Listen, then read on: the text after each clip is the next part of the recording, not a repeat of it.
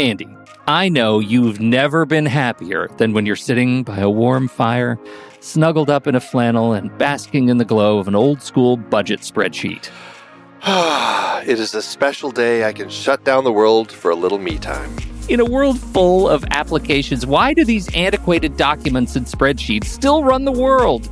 And why haven't they been updated in over 50 years? That's why we want to talk about Coda. Coda is a new kind of doc that brings words, data, and teams together.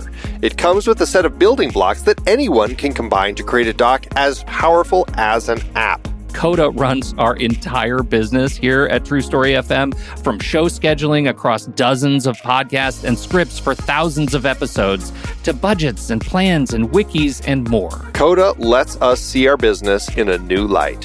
If you'd like to shine a light on productivity in your business and save money along the way, check out Coda today at thenextreel.com/Coda. It's hard to believe that we've been having in-depth weekly conversations about movies since 2011. So many great conversations over the years about so many great movies. All that said, producing this show week after week requires a ton of work behind the scenes. Becoming a Next Reel member gives you access to all sorts of additional and exclusive content. Plus, you're helping us keep the lights on. Just head to thenextreel.com/membership, where you can learn more about becoming a member, which costs a measly $5 a month, practically the same as one fancy coffee drink. And you get so much more. Every month, we record a bonus episode exclusively for members. Those episodes cover movies from whatever series we're covering at the moment, or add to previous series. Some movies we've covered that only members get to hear us discuss include The Blues Brothers, The Russia House, Naked Lunch, Independence Day, The Hot Rock, and Relic, the better one. Plus, members get to vote on what we're going to discuss for those episodes. We also record additional pre- and post-show content in regular episodes that only members get to hear, like conversations about similarly themed movies. And answering listener questions from our live member chat. Speaking of our live member chat, we record almost all of our episodes in Discord, where members can chat right along with us live. Members get access to other members-only channels in our Discord community as well. On top of all that, members get all episodes a full week earlier than everyone else in a private Next Reel feed just for them that includes all the shows in the Next Reel family. The Next Reel, the Film Board, movies we like, Sitting in the Dark, and more new projects on the way. To top it all off, members don't have to listen to ads. We've already eliminated those annoying, dynamically inserted ads that, let's face it, we all hated. We are listening to you. We love podcasting for a living, and those ads help to pay the bills. Now, we're counting on you, dear listener. We promise we aren't going back to those terrible, dynamically inserted ads that don't relate to us at all. All we ask is that you consider supporting the Next Reel family of podcasts with a membership.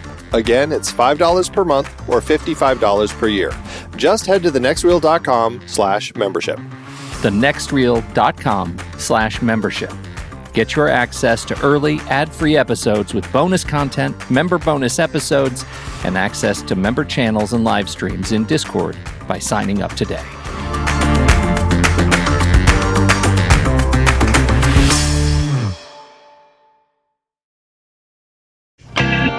This is The Next Reel, everybody. I'm Pete Wright, and that there is Andy Nelson. Hey, hey, hey. And this is a Behind the Sights very special episode. We've got a conversation with somebody who serves at a very special place right between the public and the media and the box office. Paul Dergarabedian is a man who's been doing this for quite a while, and people who kind of pay attention to where the numbers for movies come from might have heard his name before or seen him pop up on the news talking about box office. He's now working at Comscore, which is it's kind of a statistics company. They do statistics for a whole variety of industries, but he specifically is focused on movies and theaters and just kind of all of the tracking of all the how movies are doing every week, right? And every Sunday, this guy zealously, meticulously, he and his team document performance of films each weekend and send out a report and an email to industry insiders in the media. And we happen to be on that list. We are followers of that. And we get this email every Sunday morning. We know exactly what Paul is doing every Sunday morning, right before he hits the media to do interviews about performance of films. And we thought it would be an interesting conversation to bring Paul on the show today to talk about his work and, frankly, his love of movies. Well, what do you say we jump into that interview then, Pete? Let's do it. Let's jump right in. I think you're going to like this, people. Here we go. Paul Dergarabedian.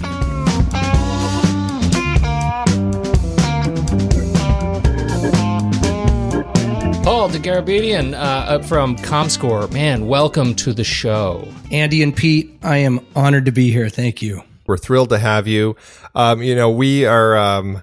we love movies. We know you love movies.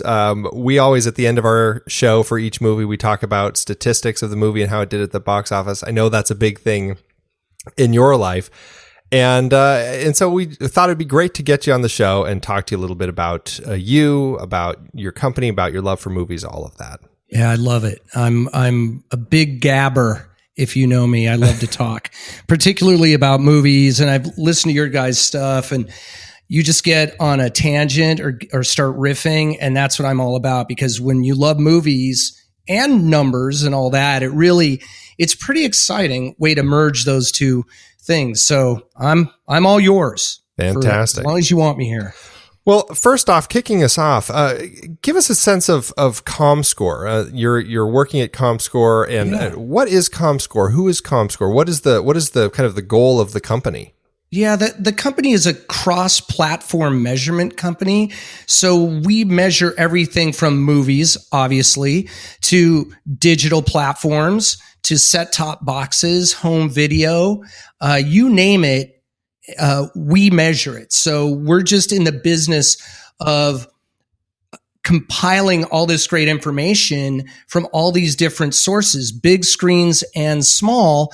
And we also track social media. So we're on the cutting edge of tracking the conversations surrounding movies on social media. So it's all about where the users are, what are they using, what are they listening to, what are they watching, what are they all about? And so we really are in the business of having our finger on the pulse of what people are watching, whether it be on the big screen in a theater or on their phone or on their computer, whatever they're doing. Also measuring web traffic for virtually every site in the world. So it's sort of this all-encompassing world of measurement of all things entertainment, though my particular emphasis has always been on the movie side, but I also get involved in the TV side as well. There's a lot going on with small screen providers and small screen platforms. So it's all interconnected. And what Comscore does is make sense of all that and put it all together in one place. I can only imagine how much data you guys collect, and just like how many bits of information you guys cull to pull out all these things and find ways to give us useful information out of it. Yeah. And I mean, just for example, we measure 110 to 120 million set-top boxes and recording that information, yeah, it's insane. And when you look at the number of online transactions, digital transactions, conversations and all that, it's something like in the billions of pieces of information every year. So it's pretty incredible stuff. But at the heart of it is great content, right? So you got to have something to talk about, to measure the box office, to figure out the number of downloads, to measure the social media impact in the conversation. So all that comes together in that world of Comscore. Where do you fit in with other sources of information like Box Office Mojo or the numbers or places like that? Are they competitors of yours, or are you a source of information for them? Or well, we are the ones who get the information directly from the movie theaters and then provide that to the movie studios. So we are the source of all the information, and we work with the studios and the exhibitors to make sure that all that is working perfectly. When you see other sites quoting data, essentially it's coming from us, because we are the ones at the point of sale around the world. So we're talking about countries all over the world. We're tracking box office everywhere in real time. And then the studios use that information. And that's where they send out their studio reported information to the world, but it's based on our platform. And we were Rentrack, and you may remember the name Rentrack. Rentrack merged with Comscore a couple of years ago, but Rentrack is really the entity that is the box office authority and has that, that direct connection to all the movie theaters around the world. So it's point of purchase, direct to us, from us to the studios. And then what I do a lot of, obviously, is talk to the press to get that information out there and disseminate it to all of those who are interested. But I look at every website. Hey, it's totally cool. If people are passionate about box office and there's these other websites, hey man, I think that's great. Why not? The more people are talking about this stuff, the more passionate they are. There's room for all of that, but our data is the data that is the engine that drives all of that pretty much. What's your, I don't know. I don't want to get too much into this. I know it might sound like a sidetrack, but I'm really interested in the sort of industry relationship, like where how you fit relative to like Nielsen, because I know there's so much hue and cry about Nielsen, and it's kind of this. We actually had a comment in our Slack group when we said we were having this conversation, and they were referred to as farcical. And I'm not that I want to necessarily get into name calling and put you in a weird spot, but how does that relate? What are they doing with their data? How's that compare? Well, Nielsen, obviously a huge name, does a lot of measurement. Obviously, I just think for Comscore, our methodology is just something that we're very proud of. It's something that is so well vetted and so well thought out that I just don't know how you could find a better source for that kind of info. But yeah, everybody's got their place. I'm not going to say anything, negative about anybody. It's just that Comscore has this all-encompassing view where if you're tracking TV and movies and website visits, and social media conversation, we run the gamut of all that. So it's unique in that way to Comscore that we track all of these things in an all-encompassing way. And they all relate to each other in some way. I'm sure every one of us has been on every platform today, if not in a movie theater, which I'm sure we all will this weekend. So that's how it all comes together for Comscore. Now you talked about how you kind of are the face of Comscore, at least as far as the statistics with movies go, and how you go out and talk to the press and everything. Looking at you, let's take a step away from Comscore for a second and just look at you. Who is Paul? Now, make sure I'm saying this right. Dergarabedian, is that right? Perfect. All right. So I've been actually repeating that as a mantra like all day today, all day. The first time I said it to Andy like 10 minutes ago, I screwed it up. It's perfect though. I tell you, I have been on live radio where I've had a host call me back afterward and apologize, saying, "Hey man, in 25 years of doing this, I've never name on air. I'm so sorry." I'm like, I'm sorry to be the one to break your track record, but no, you said it brilliantly. So I get it. And I'm not sensitive about it. Geez, the name's got 13 letters. No, it's fantastic. That's awesome. It's one that stands out for sure. Yeah. Totally. How'd you land in this side of the business in particular? I mean, as a fellow film nerd. Well, I went to Long Beach State and got my, believe it or not, radio, TV, and film degree. And later the students protested and were like, "We just want film and television on our degrees." So now I have 2 degrees from the same university. So I always loved film. I love doing radio, by the way. That's one of my favorite things. But at that time, very few people have radio in their degree, which that's a badge of honor to me. I love that.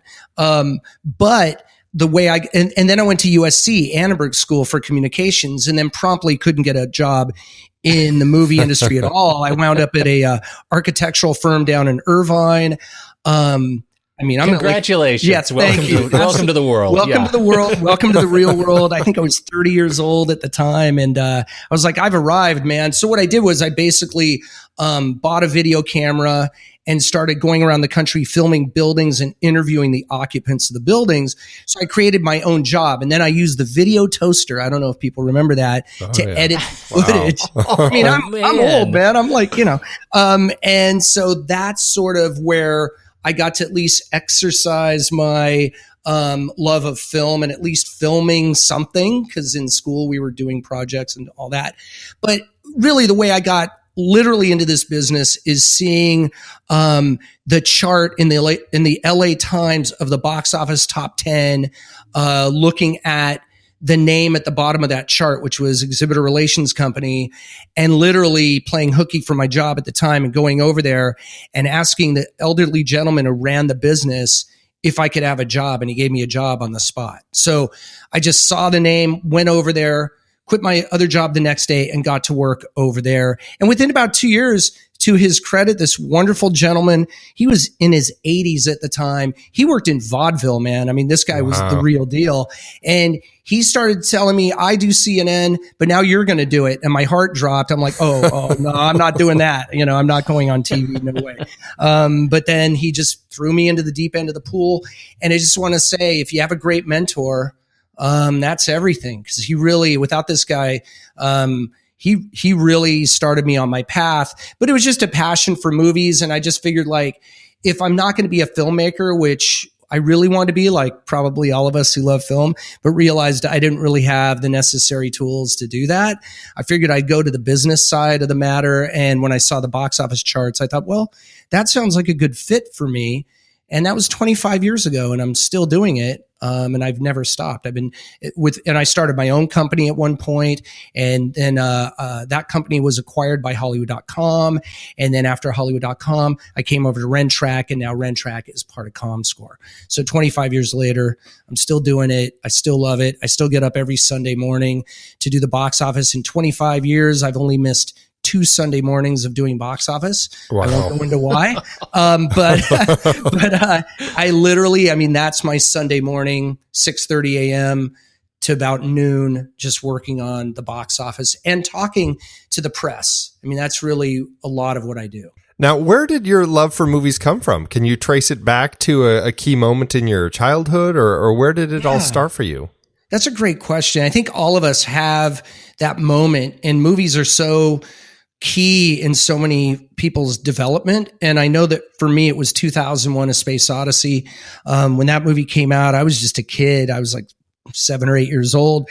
And my father, who literally was a rocket scientist, took myself and my 3 sisters, my older sisters, to the Cinerama Dome in Hollywood, which is now the ArcLight, beautiful theater. And the dome is still there, designed by Buckminster Fuller, the geodesic dome, and saw that movie, and it blew my mind. And and having a dad who was in the space industry, and I had met all the astronauts at the time. I had sort of a charmed life in that way. It was like meeting the rock stars of the time. And that's what really got me into it. It was really my dad. He loved movies. We would go see Guns of Navarone at the Cinerama Dome, and they would have these dioramas out front with like guns or submarines or whatever it was. It was really the time of the roadshow movies, where going to the movie, you might even have a hard ticket. I remember even doing that for Apocalypse Now at the Cinerama Dome. Like, it was really an event, and the ticket was really expensive at the time. It was like $5 or something, for a hard card ticket. And that's what really got me into it. And I love filmmakers. I have filmmakers in my family. I respect the filmmakers like no other.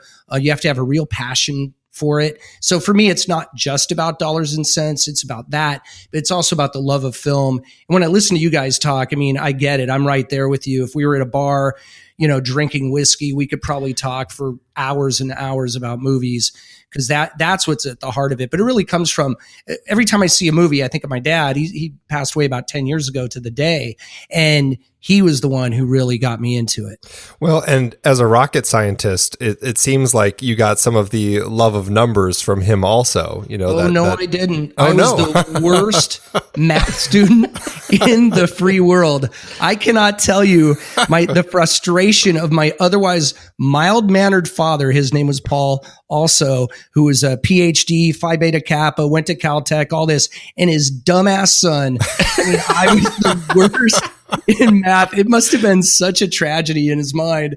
But yeah, ironically, I work with numbers all the time, but it's certainly not the kind of thing that my dad was doing with the slide rule and all that. I don't have to slide rule for this. But yeah, it is, the apple really like not only fell out of the tree, it rolled all the way, really far from the tree. It became a pear. Yeah, it became a pear. It became a banana like that. So yeah, I was the worst student. I did not like school at all. I'm lucky I graduated high school, but what happened was my dad drugged me again in a rare moment of him being like forceful, dragged me to Long Beach State and made me sign up, to go to college. And when I discovered the radio, TV, and film handbook in those classes, that's when things took off for me. I got on the dean's list. I went to graduate school. I could have never imagined that when I was ditching high school in my Trans Am, driving to Taco Bell with my friends, just not wanting to go back to school under any circumstances. Honestly, I don't know how I graduated, but once I found something I loved, which was the study of movies, and I had some great professors over there, that's when it all clicked. So if you find something you love, you'll excel in it. If not, you're just like tuned out. Yeah, it's just amazing. And it just goes to show how many opportunities there are in the industry for people. I mean, there's just such a great variety of work that can tie into something that you love. So I think that's a great thing to have discovered. I think that's just fantastic. That was really the key for me, was just finding something I loved. And again, having, I had professors who literally brought James Cameron to campus before we even knew who he was. And this was back in I want to say 84, 85. And he brought the first Terminator movie to show us, and nobody had seen it. And and then we stood outside the classroom after seeing the movie, just talked with him for about 20 minutes. Man. And I had no idea who he was, but that's a great professor. Turned us on to, we saw Ghostbusters before it came out. We saw all these really cool movies. We learned about the business as well. So it was all this dovetailing of the business side with the love of movies and filmmakers. That's cool. It was cool. It was a different time. It was, there was no social media, no cell phone. I mean, I act like I'm 100 years old. Kids, there was no, there were no ATMs. There were no cell phones, no screens, no small screens that you could talk into. It was probably a film print that they were carrying into the class too. There actually was. There were physical film prints. That's a beautiful thing. It really is. Yeah. And so it's just like you guys, it's not just about the movies, right? It's about even just the emotional side of it. There's something about it. It's like any kind of art where you just kind of fall in love and you start then studying movies. I remember when I went through my Laserdisc run. Oh, hallelujah. Oh my God. I bought every Criterion. Oh boy. I bought all the special editions, and now I think they're holding my door open over here. But oh my God, I would just pour over the commentaries, the scripts that were included. I mean, I love digital downloads, and they offer a lot of that stuff on the digital downloads, but there's something like, I'm a vinyl album aficionado too. And I'm the old geezer who'll sit there, open up the gatefold on the album, start reading the lyrics and singing along and reading who the engineer was and all that. Hallelujah. And for me, that's what movies are about, man. I would go through there. I mean, I remember I went to Show East many years ago when Thelma Schoonmaker and Martin Scorsese brought Casino to the convention. And I got to tell you, that movie in its first version, which we saw, which I'm sure had stuff that they later had to cut out. I mean, that movie was really intense. Yeah. It was great though. It's one of my favorites.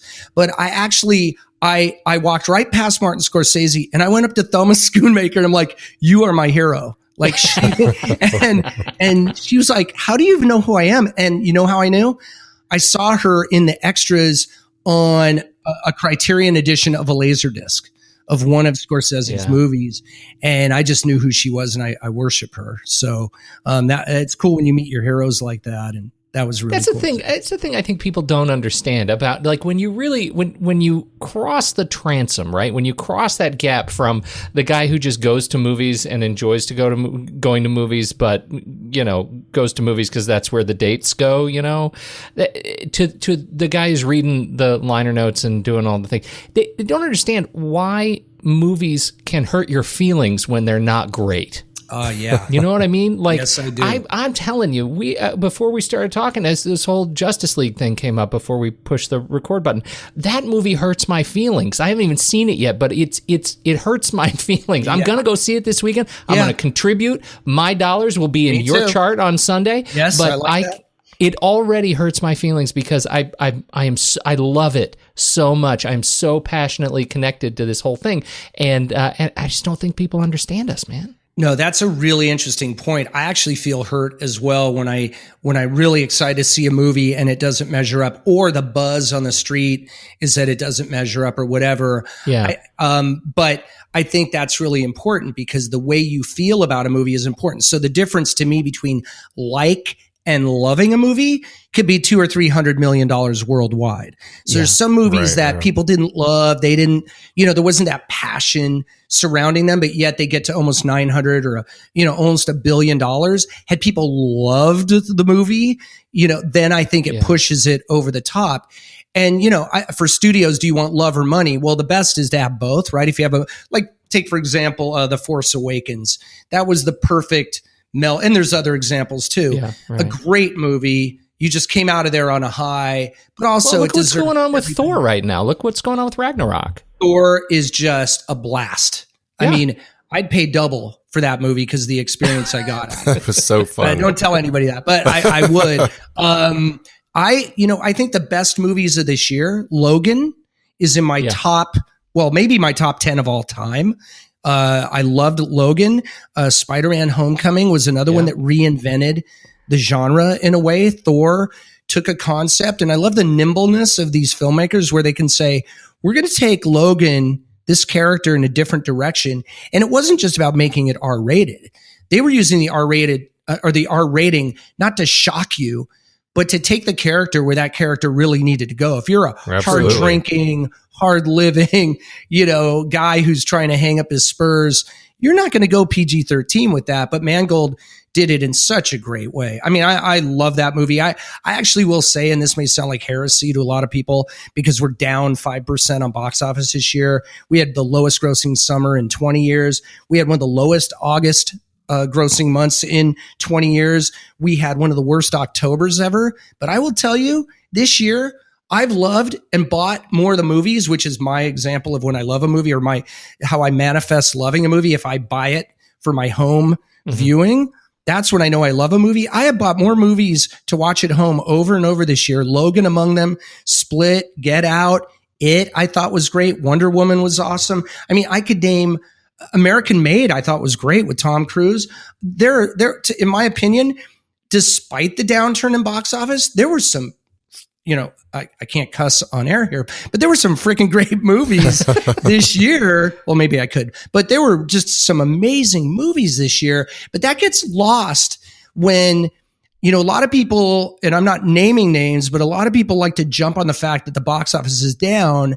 At the end of August, the sky was falling. It's over. People don't want to go to the movies anymore and all that. And then what happened in September? We had the highest grossing September of all time. Yeah. It's cyclical. It's product driven. That doesn't mean that there aren't outside forces. I mean, the industry does not want to wind up like Tower Records, which was $1 billion company 2 years before it went under. I mean, you have to be aware of the outside forces at play, be aware of them and adjust and be malleable to either market the movies better, to make it so it's not just about event movies that are going to drive people to the theater, but small movies too. Make every movie an event.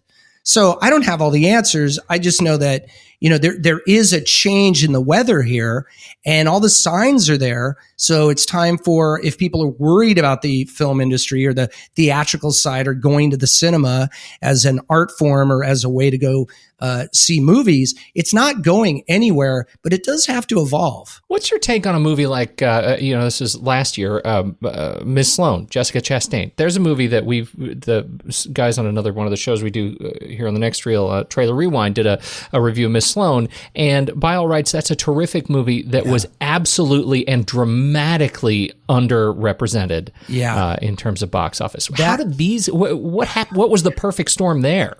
Yeah, well, I think the perfect storm is that adult dramas often get lost There's something where if it's not a super, like this year, for example, horror movies and superhero movies just absolutely killed it. Almost all of them did very well. A lot of the middle of the road dramas, not middle of the road by their quality, just, a mainstream drama or an introspective drama or a movie that appeals to people over 30. A lot of those just fall flat because I think first of all, there's too many movies being released all at once. And a movie like Miss Sloane, if it doesn't have some kind of, a crazy title with a great hook or something like that, you have to seek those movies out. You have to take a chance on them and realize it's not just all about these big bombastic movies, that some of the best movie going experiences with the greatest actors are movies like Miss Sloane. But if you look on paper and you say what the movie's about, who's in it, what's the title, it doesn't exactly scream big box office, but there's a lot of movies that have been like that, but were nurtured through great release dates, coupled with platform releases, meaning, opening a movie in a couple of theaters or maybe 4 theaters, building the buzz, and then slowly and carefully nurturing those movies and getting the buzz building, getting the consensus from the critics and others, and then building those to a crescendo of strong box office, maybe getting $100 million out of a film that in lesser hands might have only done $25-30 million or less. I can only imagine how complicated it is on the end of the distributors trying to sort all that out as they're looking at their options and they're trying to figure out, okay, so what's the right strategy for this? And do we have the right trailer for it? And there's so many elements that go into the way that a film gets released. It's just more and more complicated with so many different platforms. And would you say that a movie like for example, this is another one that stymied us, is Blade Runner 2049? Would you say that's right? Stunning. It was fantastic, and yet it feels to me like it's one that's going to go down as not having met expectations from the business side. I look at that movie like Kubrick's 2001: A Space Odyssey, and 10, 50, nobody liked that movie when it first came out, and then years later it's seen as a masterpiece. I love that movie. I also loved Alien Covenant that was earlier in the summer. That one didn't do as well as I had hoped for. Both of those movies I loved. I mean, they put it all up there on the screen. Blade Runner 2049 for me was a transcendent experience like the first movie. And on the big screen, it was just, oh my God. I mean, people argued it was too long or whatever. Look, if a terrible movie is too long, that sucks. But if a great movie is a little long, let it go, man. Just enjoy it while you can. And I thought it was, and Denis Villeneuve, one of the greatest filmmakers working today, I think. And that's part of it too. When I hear the pedigree of a movie, okay, so if Ridley's not going to direct it, but Denis Villeneuve is going to be directing it, I'm cool. We're good. We're all, we're fine. I realize Ridley can't do direct Alien Covenant and then, direct Blade Runner 2049. But some of it's marketing, some of it's just the time. Remember, there's also other movies coming out and this is all obvious, there's sporting events, there's things going on in politics. There's, it might be an unperfect storm for certain movies when they open that they don't get that kind of attention. But if you went down the checklist, unlike we who love movies, a lot of people don't know Blade Runner. I mean, believe it or not, it seems to me almost impossible. I mean, those people are barbarians. They're crazy. I don't know where they get this. They shouldn't even go to the movie. They should have their don't deserve it. Rejected. They should. I actually had somebody tell me that they thought that movie was about hockey. And people had to pull me off the guy. I'm like, I've never heard that in my life. Are you kidding me? Right now? No, I'm not kidding. Blade Runner. I mean, it wasn't, whatever. It wasn't Blades of Glory. It was, it's Blade Runner. Anyway, so that, just sometimes some titles are less accessible than others. And sometimes those are the best movies for us who love them. And God bless the people who are willing to put up the money, which was considerable for that movie. And, we talk the talk, but when you put up $100 and whatever million it was for that movie, when, maybe the upside was not going to be that big, but you still do it anyway, man, swing for the fences. I mean, it doesn't cost me any money. I mean, except for the movie ticket. And I love that movie. So sometimes it's about making art that stands the test of time and not just the opening weekend box office. I got another trend question that I want to jump in here, Andy. And I feel like I'm totally it's fine. sidelining. Don't worry, go ahead. Because you have a nerd question I really want you to get to. But I am deeply interested in your take on the Harvey effect, the Kevin Spacey effect. I mean, here we have all the money in the world, and Ridley making some incredibly bold choices financially to replace Kevin Spacey as a result of the sexual assault issues.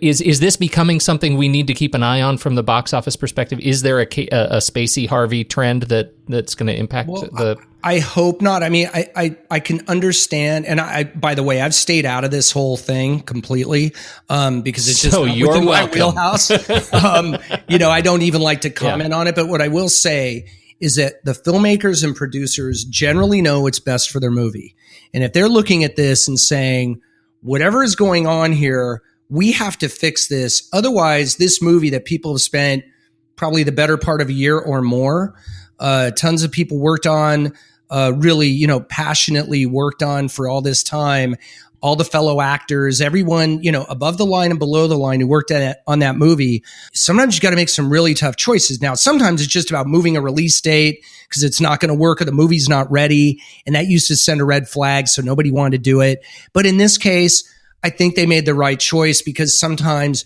there are things that your movie cannot transcend either through marketing or the greatness of the movie.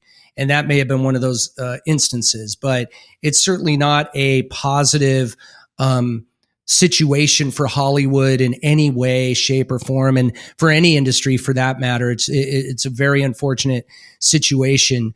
And hopefully we won't see it affect any future movies, but every day we're hearing new things. So who knows? That's the scary part. That's the scary part. And here we are. I mean, 6 weeks out, right? And I was in the theater this weekend, and there we go. There's a trailer, and there's Spacey on the big screen. My heart broke a little bit for the team that's scrambling to. Well, they must be editing day and night. They must be working furiously to get it done. And sometimes that's what you have to do.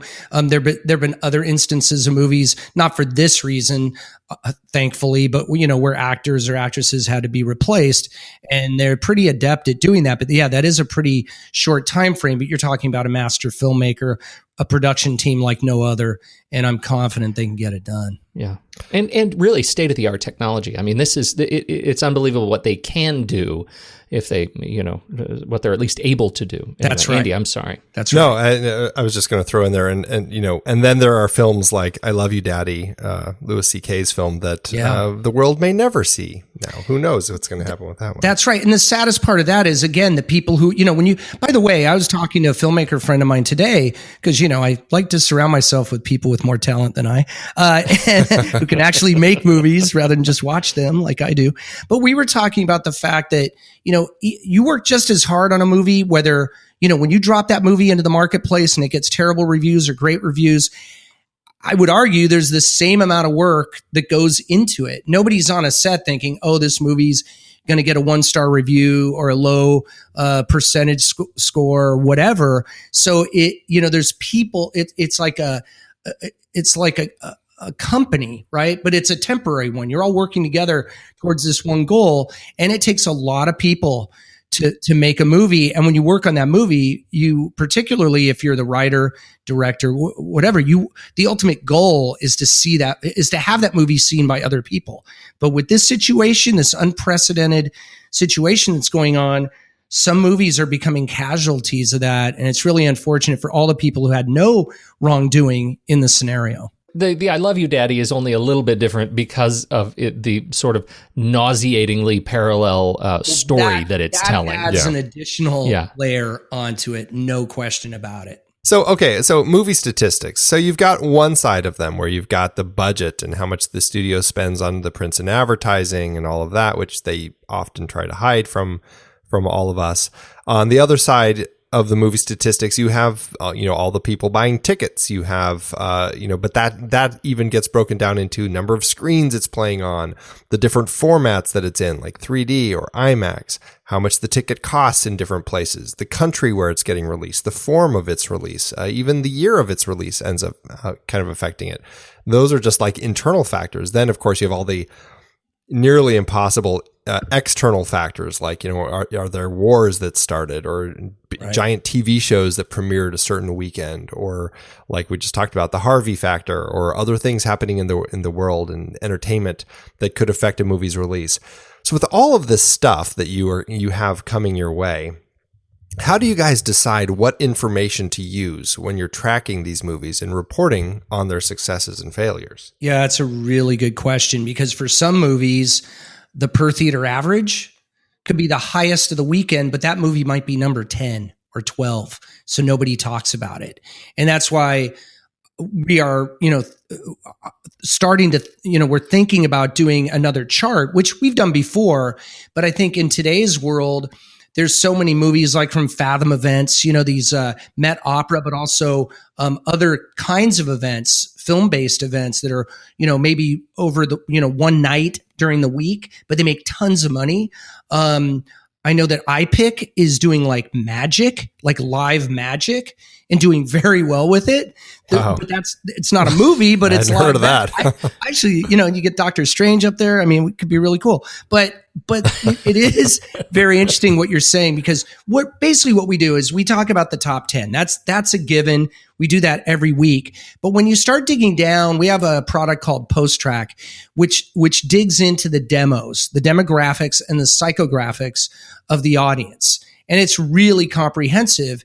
And you get a really strong idea on the first night of release how people are responding to the movie. So the press is very interested in that, because sometimes the numbers, they're interesting, but we've heard those all before. Okay, $11 million preview, a $30 million first day, $110 million, whatever it is. But when you start digging into those numbers, that's when it becomes more interesting. But I will tell you, most of the time, it's fairly rudimentary, unless, because a lot of this is just going out to the general, viewer or reader. And it shows like, it's people like you guys who get in more to the minutia, which is wonderful, because that's where the magic is. That's where the cool stuff is. I mean, when you look at the 3D portion of sales on a movie, or you see that like a movie that you might think would appeal more to men actually appeals more to women.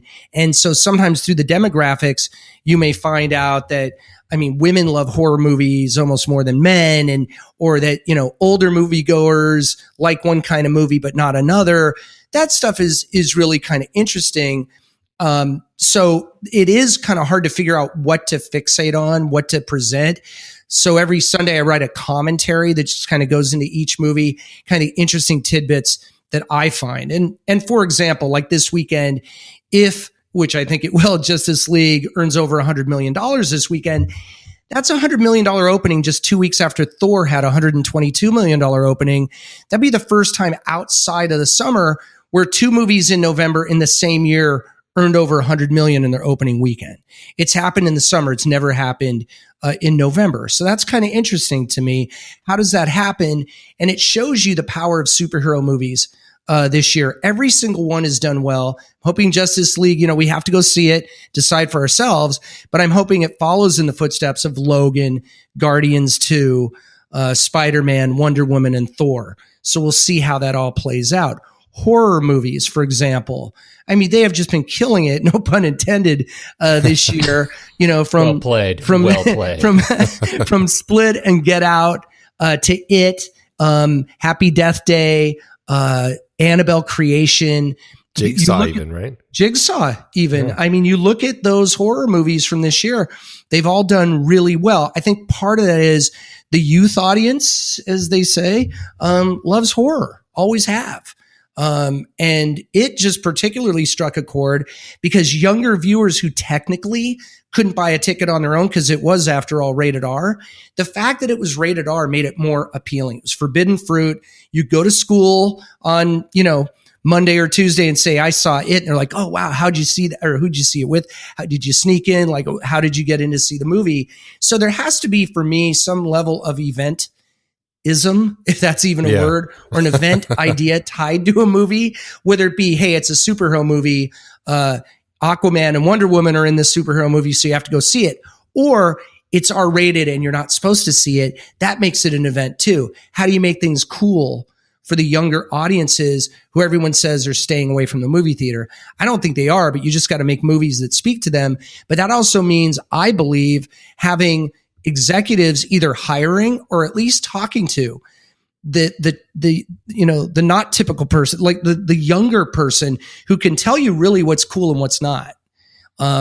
Not that everything should be done by committee and, all that, but even going to Twitter, if you put out a movie and there's a big criticism about something from everybody, right?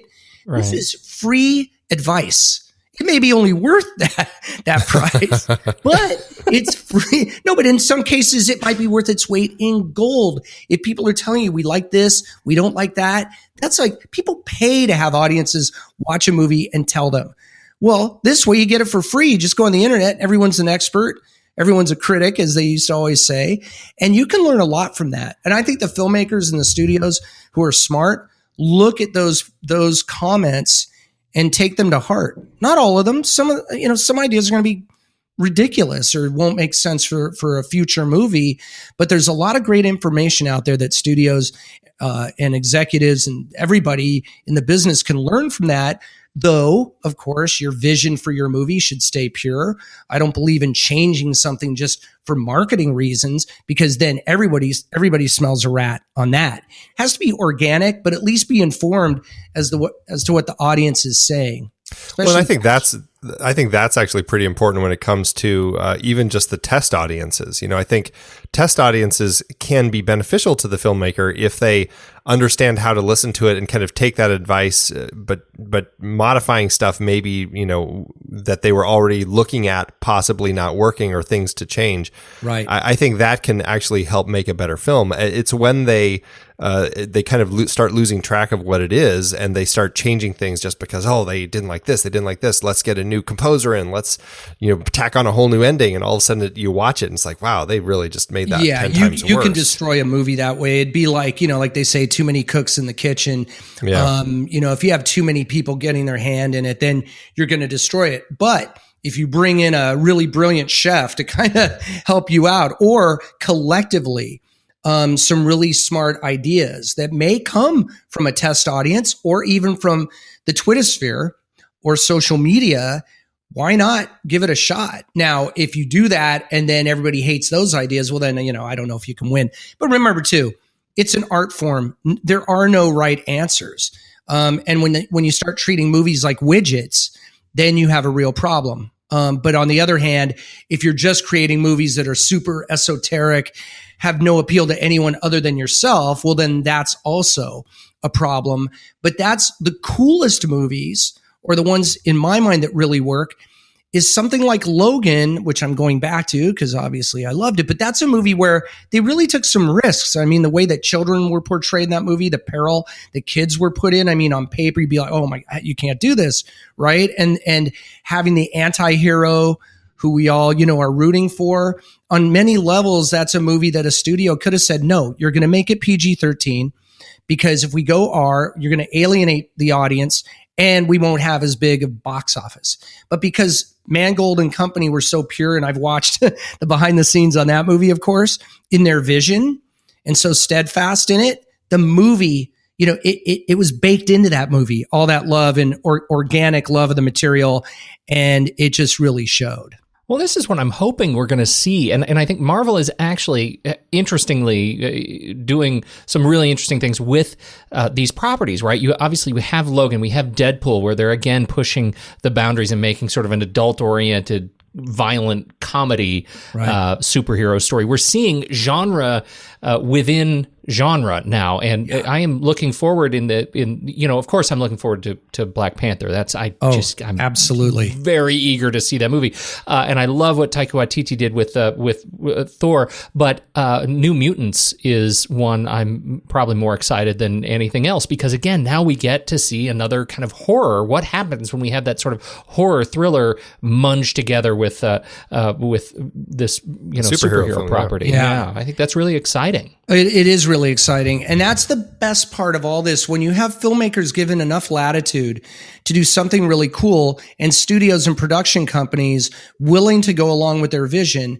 And you notice too, there's a lot of filmmakers, and I love this, directors' names who come up who aren't the directors we all know. And it's not the same people coming up, although it's starting to now because there's this new wave of directors like Taika Waititi and others, Patty Jenkins, who we've known for years. But I mean, this is now where these, and Colin Trevorrow, who did Jurassic World, you have filmmakers who often worked in a smaller, on smaller types of films, being given the reins of these huge movies, but they're bringing a humanity to those movies. Now, that doesn't mean that's always going to work. But certainly when you Star Wars. Exactly. Exactly. So, but it doesn't always work, but when it does, that's pure magic. So, and even a movie like Get Out, which I absolutely love that movie as well, you could tell that came from a really authentic place. When I went in to see that movie, I purposely didn't want to know anything about it. I went into an early screening, and I'm like, wow, this is a watershed moment. It's a movie that kind of defies categorization, and I think is one of the best films of the year. And again, and by the way, in that first quarter, you had another one of my favorite movies, believe it or not, Beauty and the Beast. I love that movie. Why not? I don't just like R-rated, hard movies, that really test the limits of your ability to watch and all that. Sometimes these, classic musicals that are just done kind of in the old school way, that can also be really appealing. And by the way, it's still the highest grossing movie of the year in North America with $504 million that Beauty and the Beast made. So that movie just caught on. It was a true 4-quadrant movie, played to everyone, grandma, the kids, everybody. And then, we were talking about head scratchers earlier, American Made, just a brilliant movie. I mean, the directing, it was Tom Cruise, like Tom Cruise of old. But that's a movie that just didn't, I think sometimes people have a lot of baggage, and after The Mummy, I think it was tough for that movie to cross over, but it's still one of my. That was pretty close too. Yeah, they were like right on top of each other. It's one of my. Oh, they were close, but the American Made was again one of my favorites of the year. I've encouraged everyone to see it when it's on home video. I'm buying it. So again, that's my true test of whether I love a movie or not. But when you take chances and it works, you can get the best movie ever. But conversely, you can take chances and, it can just be a train wreck. But again, I give every filmmaker credit for going out there and trying. Yeah, it's such a tricky game just trying to figure all this stuff out. It really is. And I mean, it really boils down to, kind of these fickle audiences and what they're going to actually go see. And you never know. It's always like this gamble, this great guessing game. It's a huge guessing game. That we game. all love so much. Think about it this way. What if, if you have a car and it's the same model and you're making it every day and you're selling this, and maybe every 7 years you create a new one, you're essentially selling the same thing over and over. With a movie, you're selling a brand new, freshly minted product every weekend. That ain't easy, man. You can't be the fan. I mean, think about that for a minute. Like, that's not an easy thing to do. Every movie is like a brand new product. It may be of a similar genre to something else, but particularly in this specialized or indie world, it really is a brand new thing that most of the time sequels are rare in the indie world. And that's a wonderful thing generally. But Three Billboards is out there, Lady Bird, there's some real, Killing of a Sacred Deer. There's a lot of movies out there that the specialized distributors, that's not just do a Hail Mary, spend a bunch of money and brace for impact on opening weekend. No, you got to open it in a few theaters. Then you got to figure out how well is it doing on a per theater basis? Then decide where in the country might respond to that movie particularly and start slowly rolling it out. And then at the same time, trying to get social media buzz going on the film, get the critics on board who are very important to the health and success of most indie movies, unlike their big budget brethren who just mainly key off of big marketing, a big opening weekend, and a huge amount of buzz. To me, the real heroes are the folks who love movies so much that they take a chance on these smaller budgeted films that are completely cut from whole cloth, and they have to figure out, like, in real time, every day of the first 3 weeks or even a month of that movie's release, how they're going to expand it into the marketplace, how they're going to get the most out of it.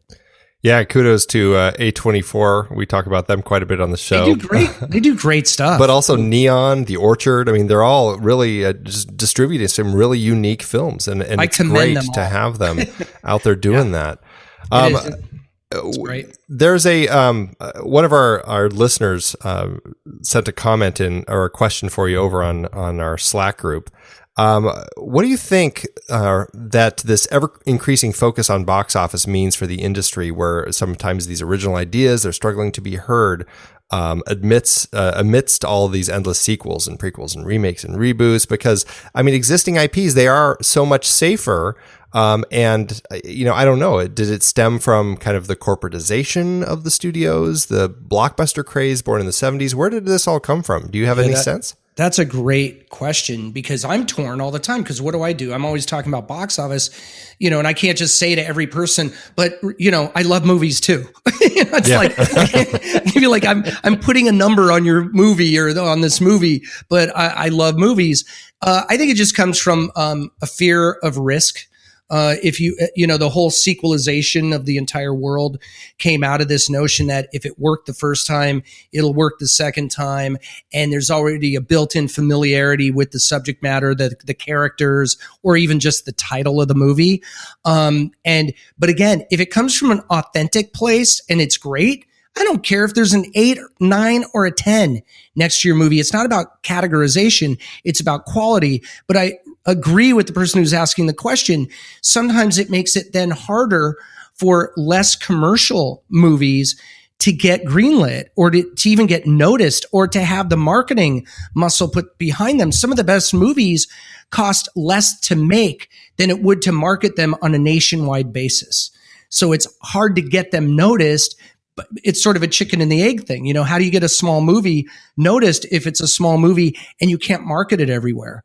But that goes back to the Orchard and A24 and the other, specialized distributors who really have turned this into a science and an art, and also a matter of good taste, figuring out which movies they want to get behind. So there's a lot going on there. But yeah, I don't like seeing it where everything seems to be, created in a sausage factory because the cheapest ingredients are available. I want cinematic fast food. I also want cinematic fine dining. We live on both. I love seeing a big, bombastic, over the top movie where I check my brain at the door. I also love seeing movies that make you really think, might make you cry or laugh or whatever, and really move you. But all movies to me have an equal shot in terms of once you see them in getting into your heart or making you feel something, but they don't all get an equal shot in getting presented to you or being available. I've heard this for years, where I used to get calls, like people yelling at me like it was my fault. Like, I want to see this movie, but it's only playing in New York and LA. I'm like, oh man, if I could, I'd fly it out there for you. We can call you now? That is awesome. No, they don't call me anymore. My number's, it's off the grid. But people used to call me when I worked at Exhibitor Relations Company back in the 90s, man. I get calls from people irate. I'm like, I feel your pain. I wish, if I lived where you lived, because you can read about these movies in the national press or whatever, but if they're not available to you, that's tough. But believe me, those indie distributors, specialized distributors, they will find you eventually if the movie's performance in the short term justifies a long-term commitment to more dollars, more marketing dollars, and getting it out there.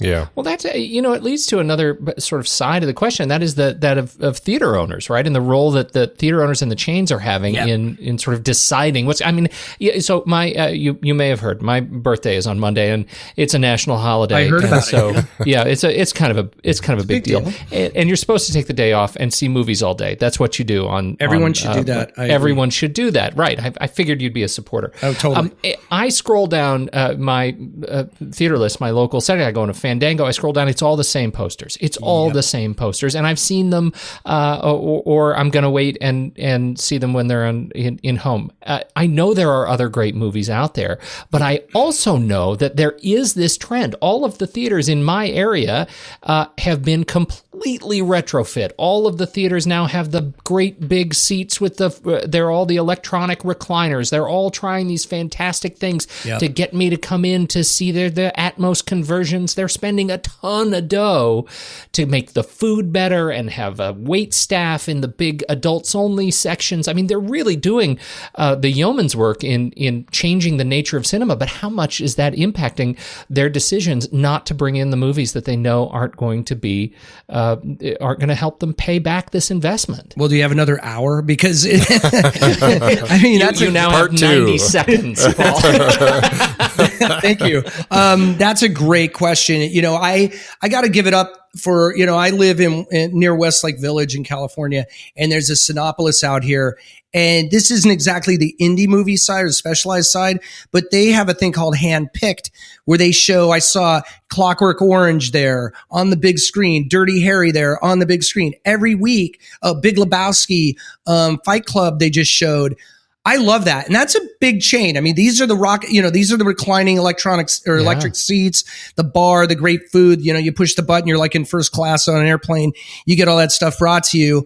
So there are people passionate, as long as there's people passionate about cinema, who work. And about curating that experience. Great. Right? That's the word, curating that experience. What I would hope for more of the big theaters that have a lot of screens in their multiplex, just devote one to a small movie, even if it's one that's on home video now, or at least was much talked about, because I feel the same way. I'll go look for tickets and I'm looking for one of those smaller movies. And that means you have to support your local, I guess, you'd call it art house theaters, who may not have all those amenities, but show man, our movies. art house. I'm in Portland, man. I go to my art house film, and I'm going to get angry letters, but I might be sitting in a bathtub like a clawfoot. It's hipster and cool, but not for 2 hours. You know what I'm saying? Well, not only that, but I mean, it's like for me, it's like I know I have to drive at least an hour to get there. It's just on the other side of town. If you have to reach that far to get to it,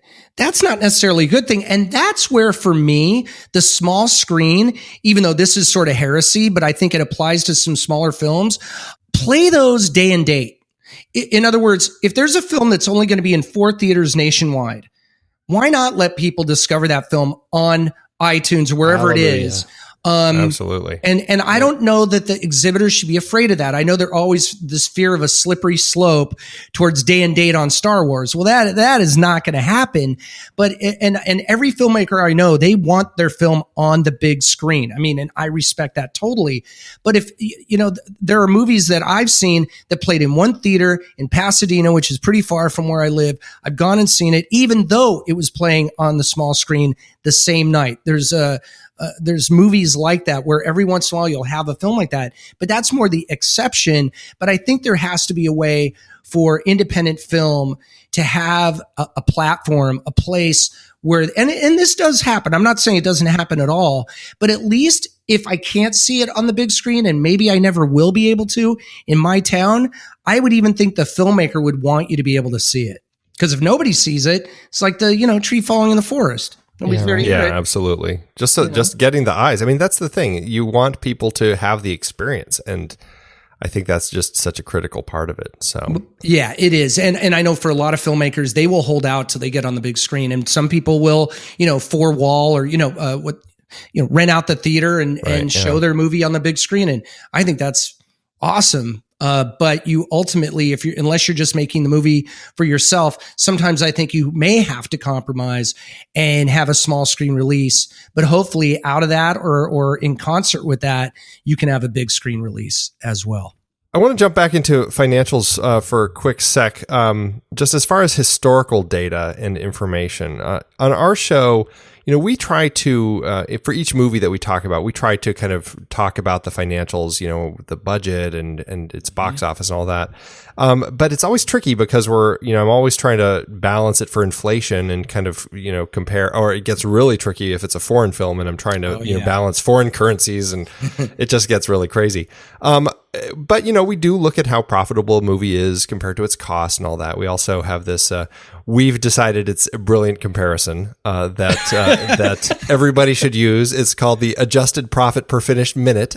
Oh, I like APPFM. That's right. You can use that. Yeah, trademark. It's good. Yeah, we trademark Andy Nelson. That's right. We take a movie and reduce it to how much it cost or how much it profited per minute. Per minute. It was one of those things. We started talking about this. I can't remember what caused this conversation, or what we were talking about specifically movie wise, but we learned that Disney's movie Tangled, which is a short film, cost almost as much per minute as Avatar did.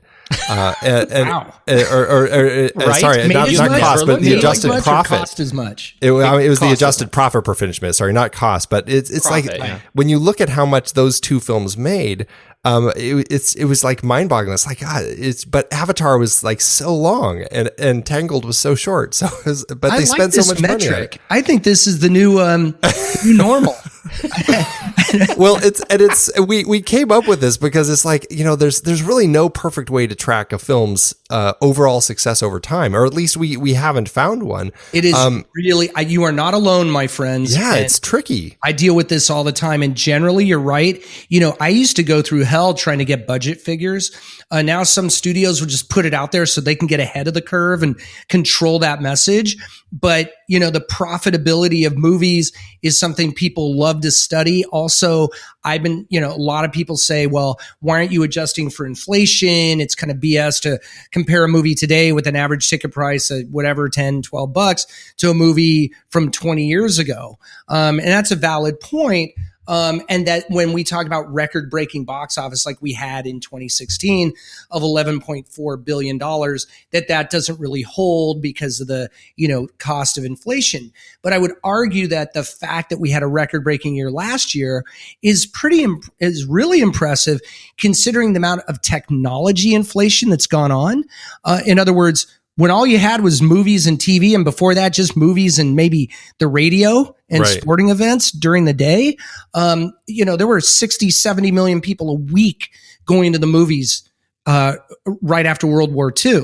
Then TV came in, that dropped a little bit. Then we went to Super Panavision, VistaVision, all that to differentiate the in-theater experience from the home TV experience. I think I've got lost in the weeds here, but but it is a very daunting thing. I just look at it this way. If you have a movie that cost $8 million to make or 15 million and it makes 300 million or 600 million worldwide, I would say that's a winner. I think it's tougher to figure out the losers because oftentimes on those, studios are, understandably reticent to give out the budget figure because the profit margin is going to be so low. But when a profit margin is really high, like on most of these, the Blumhouse movies, they're known for that. They're famous for their profit margins. That's something to crow about, but the opposite really isn't. But when you have a really expensive movie that doesn't do well, it lends a lot of credence to the idea that just throwing money at something doesn't make it a better movie. And in fact, sometimes the simplest movies, and I've talked about this in terms of the dark universe, I would be told, and I'm not originating this idea, but I've heard this idea floated around that like Blumhouse, if they did the classic Universal monster movies in a smaller setting with more independent filmmakers, boy, you could have some really cool movies that could be super creepy and scary and make a ton of dough. But that's just, back of the napkin kind of hoping. You mentioned some trends of things that have happened over the course of the history of cinema, like, the real widescreen or the different sound formats. What are some of the other trends that have kind of drastically affected the overall box office in the history of cinema one way or the other? Yeah, well, I mean, there was a lot made of the home video revolution in the early 80s, of which I was a huge part with my Betamax. There you go. And still have it, although I don't think it works. I think that, may have impacted things a little bit. But I always say that, the only thing that can really hurt movies is either there have been periods where the movie theaters had to be all upgraded. So, and that happened. And now we have these great movie houses to go to. I think it really comes down to the product. That's what affects it. And also the in-theater experience is very important. I think theater owners have by and large today done a great job. And of course, if they just would put more small movies in some of those theaters, we'd love it even more. Mm-hmm. But I think that that's a way when you don't have to worry about your sight line, when you can kick back in your huge seat and enjoy the movie. That's like when you fly first class, you're a lot more excited to travel. And that's how it feels when you go to one of these movie theaters that has that. But certainly television impacted the business. The home video revolution in the 80s, the home theater revolution in the 90s, but remember back in the 90s, I remember people saying that it was the end of the movie theater. I've heard this so many times in my career over, all these decades of my career. It was mostly theater owners too, right? This is the end. I'm hanging it up. Well, the thing is, a lot of them, that's why a lot of theater owners don't like the idea of day and date release, meaning, a movie available on the small screen and in the theater on the same day. They're protective of their business. You've got companies like Netflix and Amazon releasing, and Hulu, but particularly, like Netflix with Mudbound releasing in 17 theaters this weekend, Beasts of No Nation last year. You've got small screen providers getting into the movie theater, well, not the movie theater business, but in the business of releasing movies that if it's something like Manchester by the Sea, they can have both on the small screen and the big screen and might even get Academy Award nominations. So we're in a world that's constantly changing. We have more content on more platforms, available on more devices than any time in our history. And the fact that people still go to the movies to the degree they do shows the singularity of that movie going experience, that it's not going anywhere. And that sometimes it's just a habit. I mean, you want to go because of a certain movie, but sometimes I just love going to the movies, man. Just sitting there with that flickering light and the whole thing. If it's a really, really bad movie, it's 2 hours you can't get back. As we all know. We've all been there. Yeah. But if you love the movies, you got to support the movie theater. That's our side of the bargain. But it's also incumbent upon the studios to create the best possible movies and the theaters to provide a great experience. We all have to work together in this. That may sound kind of Pollyanna, but I mean, it really is true. If you want to keep seeing movies in theaters, keep supporting them. But if the industry wants you to keep going, you have to have a great experience while you're there. And hopefully it's a fantastic movie that you want to see again, or again, eventually buy or rent or download on home video. Then you get 2 bites of the apple from the audience. And let's face it too, when you're there at the movie theater, the concessions are a big part of the profit margins for theaters. And now they've introduced great food. And to me, the greatest, you were asking what maybe is the single greatest achievement in innovation. Alcohol, my friends. Oh, yes. Alcohol. Hallelujah. I'm telling you, when I saw it's about Logan time. And he's drinking whiskey and I'm drinking whiskey, that's the embodiment of 4D. I was so happy. I'm like him. It was great. So that's awesome. I mean, that's just the coolest thing to me, is just the ability to see a movie in a great environment. But there's nothing better, as we know, than seeing a great movie with other people. Even if they're not people that in that communal environment in the theater. Now I'm going to get off my preaching and I'll stand off my soapbox. But I really do love the movies. But we need good movies to watch.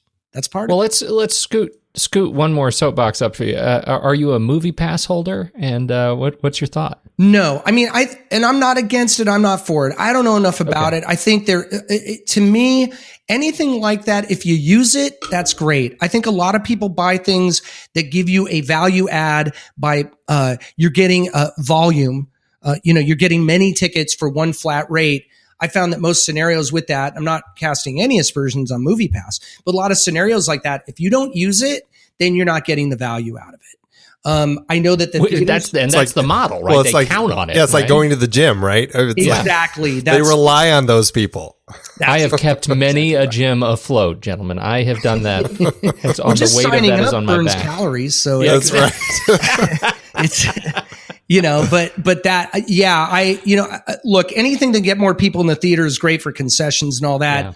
Yeah. Some of the big theater chains have come out against it. And remember, they could do some of these, they have loyalty programs and different things they can do on their own. I just look at it as, another way to try and get people excited to go to the movie theater. Because remember, it doesn't mean that going to the movie theater is a less than experience to try and do this volume pricing or give some sort of deal. It just means that in this world where we have so many options, sometimes you got to nudge people to go out to the theater. But then there's certain movies like The Last Jedi where you don't have to nudge them. They're going to be running to go to the theater on that weekend. So, but not every movie is that movie. Not every movie is that kind of an event. And one other quick thing is that I found in our data that the movies that did terribly in theaters or got awful reviews do really well when they hit home video. They're always at the top of the chart because why? People who maybe didn't want to take a chance on a movie because they either read bad reviews or they thought the movie looked terrible or whatever. Guess what? In the privacy of their own home, they have no problem renting or buying that movie out of curiosity. So that gives a second bit of life to some movies, clearly some of which did not deserve to do well in the theater. But hey, man, there are a lot of people I go back to a lot of people worked on those movies. Nobody sets out to make a bomb. Nobody working on a movie knows what their score is going to be when that movie's over. Nobody has a clue.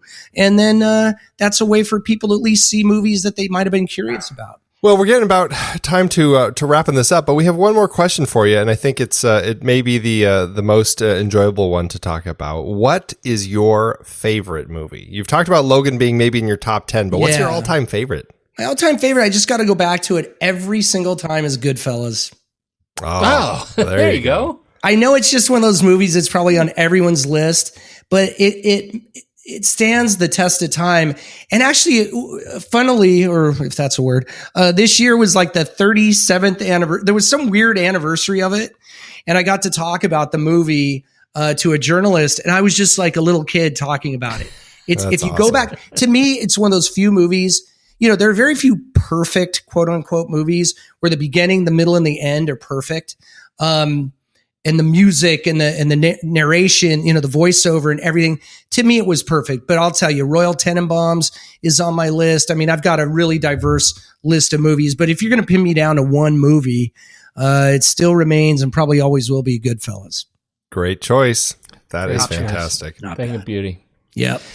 This has been an awesome conversation, Paul. Thank you so guys. much for coming so out great to represent, man. Talk to you guys all night. We got to meet at a bar. We got it. I think as dangerous as that may be, we got to make that happen. So tell us where you want us to send people who want to learn more about you and about your work. So I'm on Twitter, and it's at P Dergarabedian. It's really very original, but I'm not hard to find. But yeah, it's at P Degarabedian. I post on there a lot. That's pretty much it. I'm not giving out my home phone number because I don't want people complaining that you've already had that billboards literally outside of Missouri or anything like that. But I just, I love movies and I love people who love movies. So it's just, it's a passion. Well, I hope this isn't the last time we talk to you, man. Will you come back and join us again? You got it. Guaranteed. Awesome. Fantastic. We appreciate your time. Thank you gentlemen. so much. Paul Dergarabedian, Comscore. Look for links in the show notes. And thank you, everybody, for downloading and listening to this show. You know the drill. When the movie ends, our conversation begins.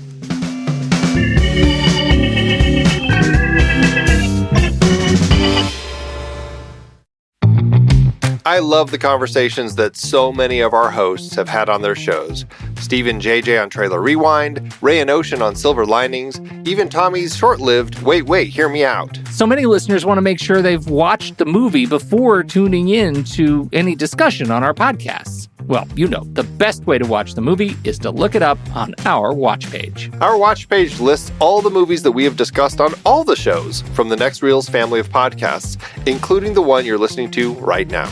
It's your one-stop shop for Apple and Amazon links where you can rent or buy the movie. Trailer Rewind movies like Raw, The Nice Guys, The Peanut Butter Falcon, or Free Fire. No, Wait, Hear Me Out movies like Josie and the Pussycats or Return of the Living Dead. Or Silver Linings movies like Repo Men, Daredevil, and The Wolfman. Plus, by using those links to rent or purchase movies, Apple and Amazon will show us a little bit of love, which allows you to support our family of shows with minimal effort. It's a great way to support the show and find something to watch. That's right. Head over to thenextreel.com/watch to pick out your next movie and start watching today.